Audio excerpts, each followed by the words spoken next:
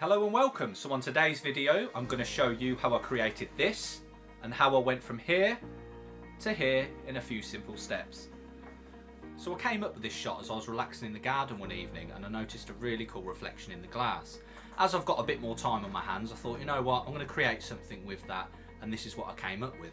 Before we get into the nitty gritty, I'm going to show you a basic diagram just to show you where everything was positioned. So as you can see, it's a pretty simple setup. So I placed myself outside in the garden and I shot through the window into the living room, and I used just one off-camera flash, and that was used to light the subject. I used the largest window in my house, which happened to be the patio door windows. Shooting from a low angle and using a wide angle lens helped me catch the reflection of the sky in the window as well as the subject who was indoors. Placed a speed light behind the wall out of my line of sight so I didn't get it in the shot, and this was pointed directly at the subject. So the first step is to angle the shot as I need to and then expose for the sky, which is in the reflection.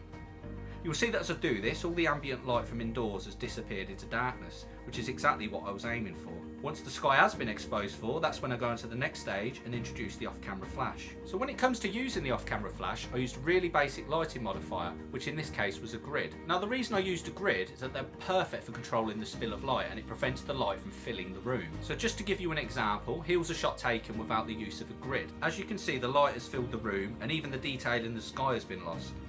And this is how the shot looks with a grid, and it's clear to see how much of a difference a grid actually makes. The light is now only hitting one side of the sofa and the detail is back in the sky. I find it amazing how much a simple lighting modifier can make such a huge difference. So now I'm at a point where everything is pretty much spot on, and that's when I introduced the subject, which in this case was Justin. I purposely placed Justin into the dark area of the image so that once the flash hits him, he stands out in the darkness. And here you are. I then threw the image into Lightroom, gave it some basic editing, and this was the end result.